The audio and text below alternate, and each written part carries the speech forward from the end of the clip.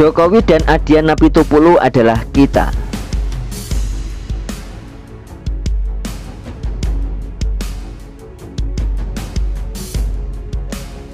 Jokowi adalah kita. Beliau juga saya sekaligus Anda sebagai entitas rakyat Indonesia. Jokowi bukan elit rakyat dengan segambreng fasilitas.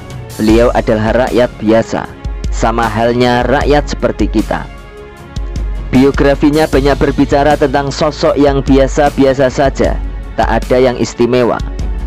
Bersama orang tuanya, Jokowi pernah tinggal di bantaran kali dan pernah merasakan bagaimana rasanya ketika rumahnya digusur. Dan itu adalah alasan kenapa di masa kecilnya keluarga Jokowi sering pindah rumah.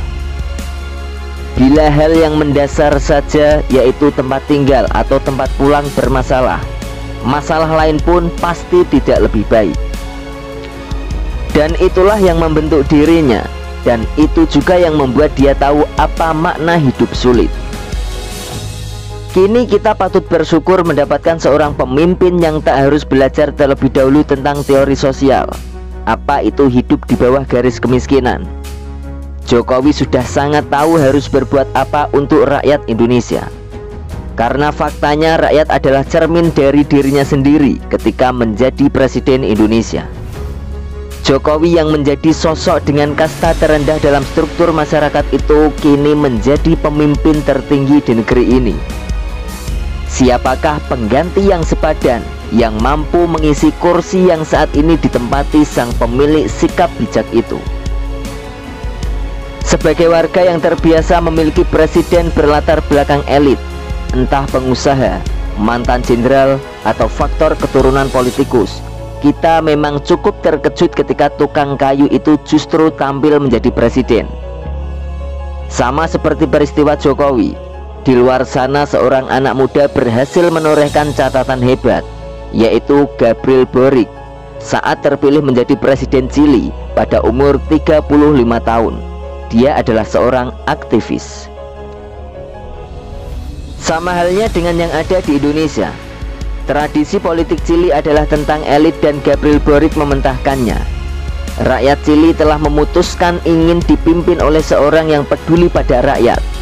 Maka aktivis dengan label kasta rakyat biasa itu dipilih menjadi presiden.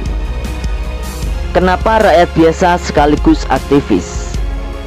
Passion yang kuat pada Gabriel Boric pada kesetaraan dapat mempersempit jurang kesenjangan sosioekonomi pada rakyat Chili.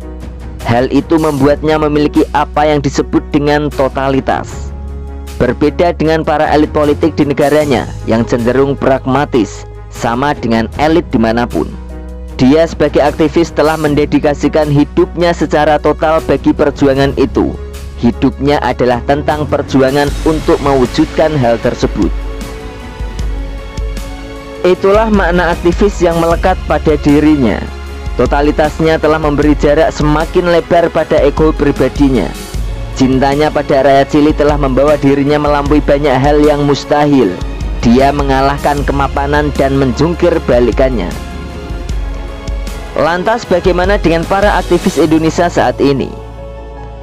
Di sini ada Teddy Gusnaedi, Adian Apitupulu, Fahri Hamzah, Andi Arief, dan Budiman Sujatmiko adalah sedikit para aktivis mahasiswa 98 yang terdengar masih eksis. Mereka adalah para politikus kekinian yang pada awalnya dimulai dengan menjadi aktivis. Totalitas mereka pada situasi kebangsaan saat itu tak perlu diragukan lagi. Totalitas mereka demi hal yang sama saat ini, sehingga kita dapat bicara panjang lebar saat ini. Tanpa mereka kita tidak bisa dengan panjang lebar nyonyor di media. Ada yang telah mapan dan lupa cara bersuara. Ada pula yang masih terus berjuang tanpa kenal lelah. Lantang suara Adian Apitupulu masih nyaring sampai saat ini untuk menyuarakan hak rakyat dan membebaskan rakyat Indonesia dari tirani Orde Baru. Optimis suara Budiman Sujatmiko tentang Indonesia maju dan harus sejajar dengan banyak bangsa lain tak pernah berhenti dia suarakan. Apakah kemudian salah satu dari mereka layak menjadi penerus Jokowi? Passion merekalah ukurannya. Aktivis sejati tak mengenal apa itu pensiun. Hidupnya adalah tentang bagaimana dia berguna bagi kepentingan orang banyak. Hal ini sama seperti Jokowi. Orang seperti mereka layak menjadi presiden Indonesia saat ini dan saat yang akan datang.